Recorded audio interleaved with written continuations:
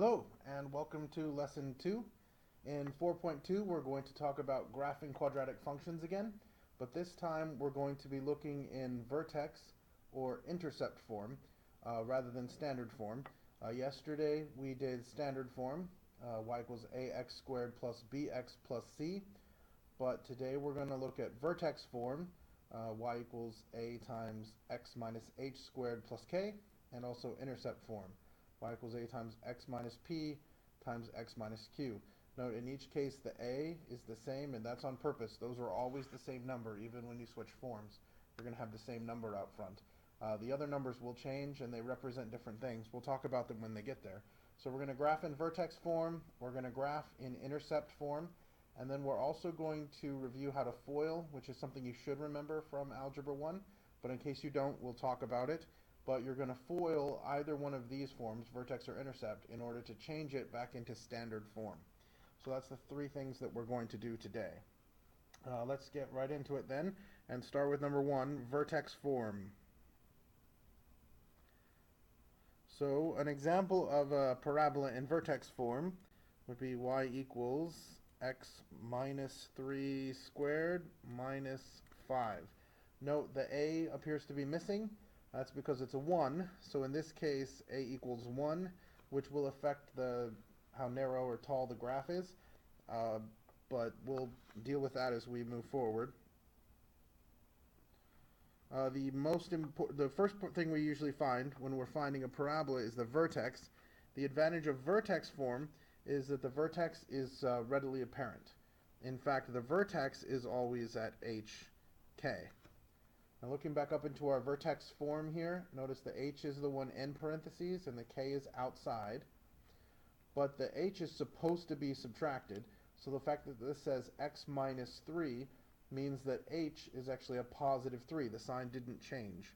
So the 3 is positive, but on the outside the k is supposed to be positive, so the fact that this is negative means the sign has changed. So the vertex is at 3, negative 5. I'm going to draw that here, 3, negative 5. This also gives me my axis of symmetry.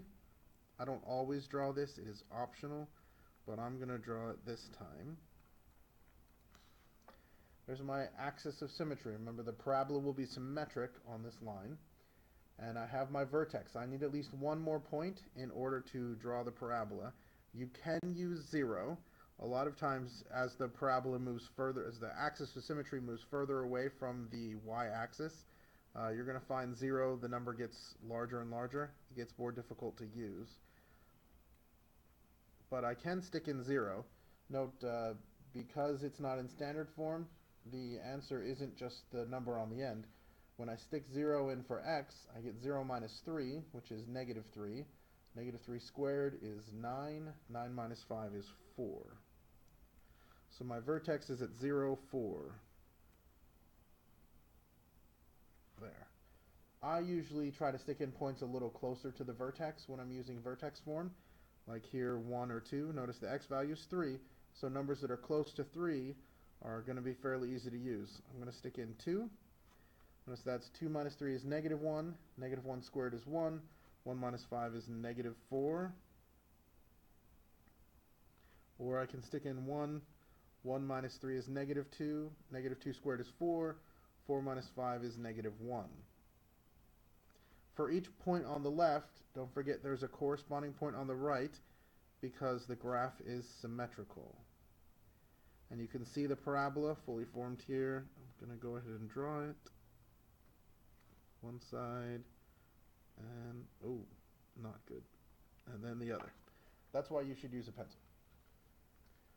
So now I have my parabola. Remember, we found the vertex by looking here. The inside, you need to make sure if it's negative, you don't change the sign, or I guess do change the sign. So this is positive 3 here, even though the inside said minus 3. Whereas on the outside, you keep the sign it looks like, so negative 5. So you find the vertex, find at least one additional point. I guess for this class you're required to label at least one point, so I'll label that one, and then move on. Let's do an example where a is not 1. So I'll do another example over here y equals 2 times x plus 1 squared plus 4. Now looking at this, the first thing I want to do is identify the vertex. Remember, the inside is supposed to be minus h. Since it says plus 1h, that means it was x minus negative 1. H is negative 1. Whereas the outside has a positive, it's supposed to be positive. So that's positive 4. The vertex is at negative 1, positive 4.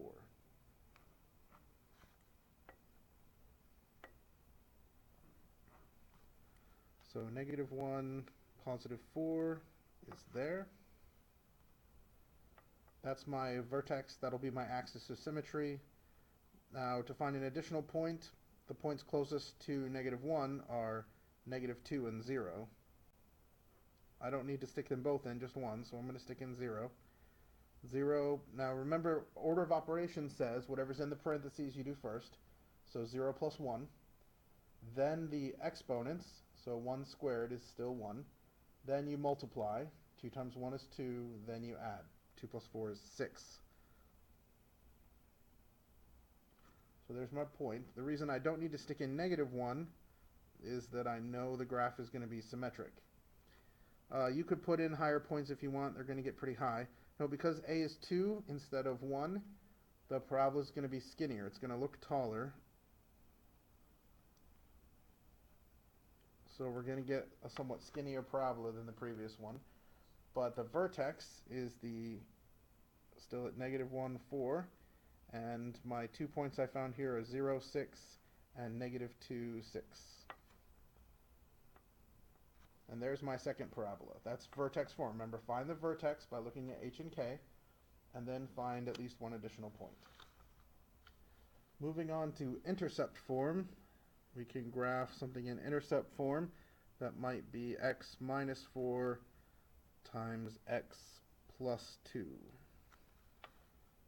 Now, it's pretty high on the screen there. Let me redraw intercept form.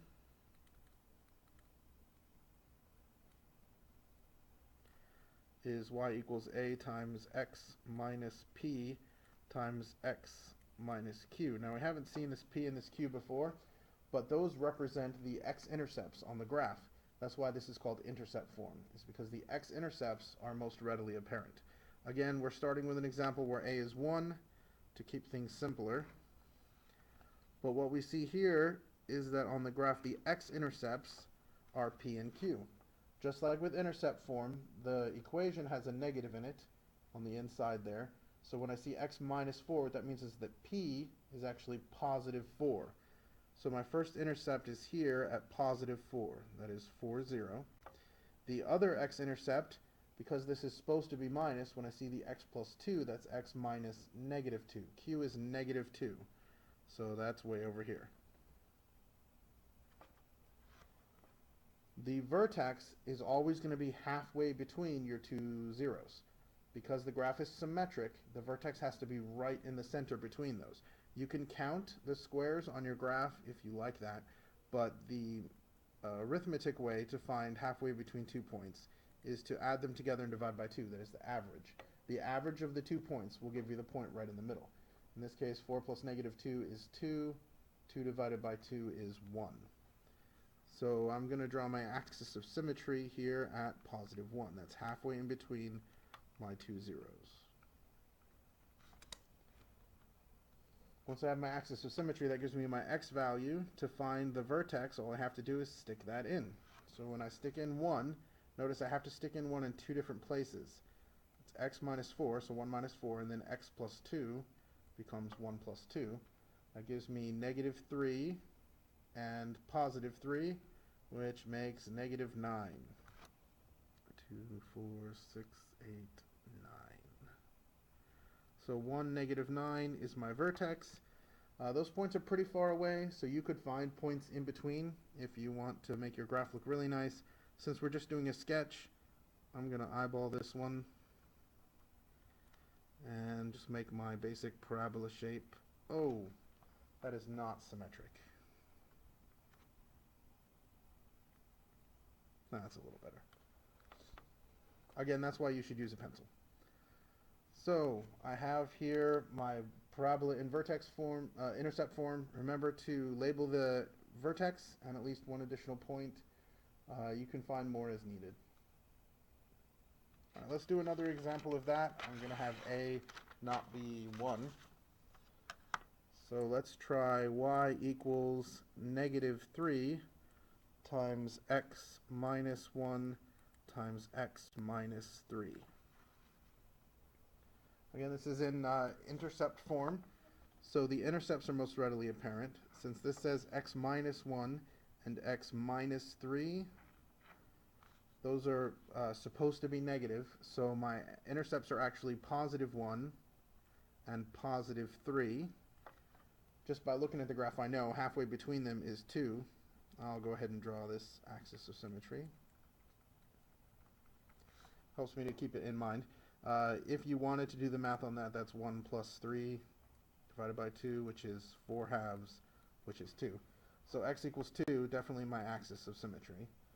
And to find my vertex, then I have to stick 2 in up here. That gives me, I'll draw my xy chart. I'm going to stick in 2. Notice that's -3 times 2 minus 1 times 2 minus 3. That's -3 times 1 times -1, which is +3. In this case, our A is negative, which is why you may have noticed this one, the vertex is on top. It's going to open down because A is negative. It's also going to be the skinniest one we've seen so far, since the 3 is a bigger number than 1 or 2. So my parabola is going to be quite skinny.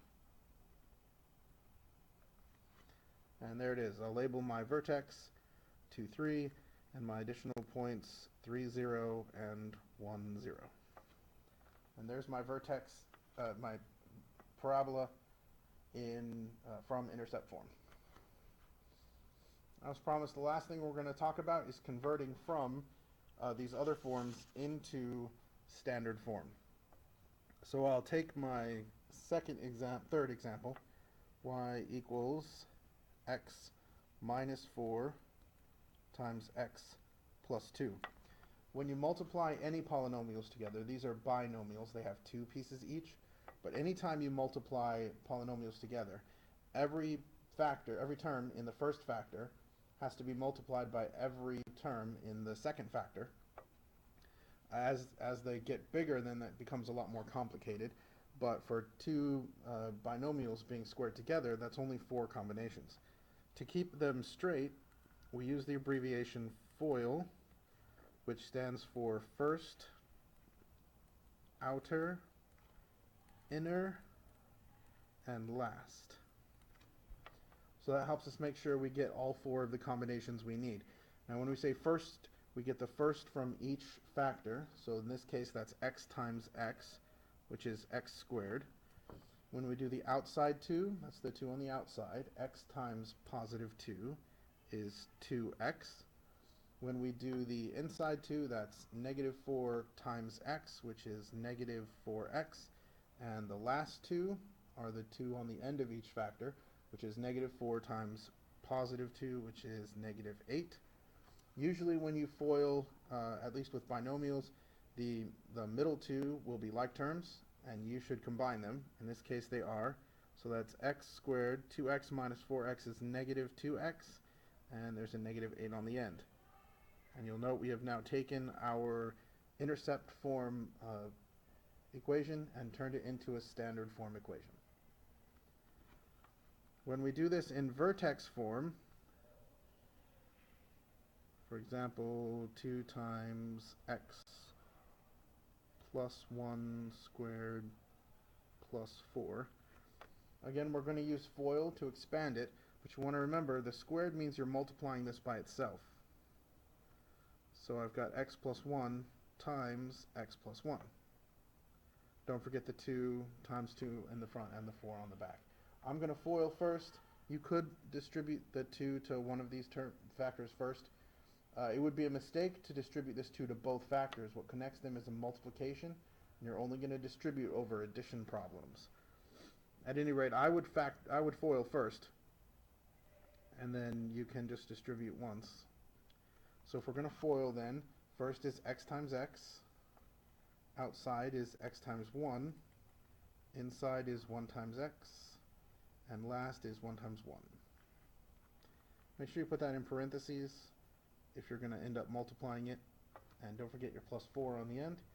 So now I'll combine like terms. X squared plus 2x plus 1 times 2 plus 4 is 2x squared, and 4x and 2 plus 4, so 2x squared plus 4x plus 6. And now we have the standard form version of what was a vertex form equation, as promised. So if we're looking back on what we did today, the first thing we did was graph a quadratic equation in vertex form. Remember, you find the vertex by looking for h and k. H is going to be the opposite sign from what it looks like. K will be the same sign it looks like, but that'll give you your vertex. Then find at least one more point to draw your parabola. For intercept form, the two numbers listed are the zeros, although remember they're also opposite signs, so that's positive 4 and negative 2. And then the vertex is always halfway in between. So you can do the average or you can count. Find your y by sticking in your x value. Lastly, to convert back to standard form from one of these other forms, you're going to have to FOIL and then combine like terms. I hope you enjoyed today's video. To prove that you watched this video to me, what I want you to do is tomorrow when you come in, tell me whether you preferred the PowerPoint type video, like 4.1 had a PowerPoint there I used. In 4.2, this one, I was writing these ones using my document camera. I'm interested to know which one you prefer, so tell me that when you get to class. And I will see you then.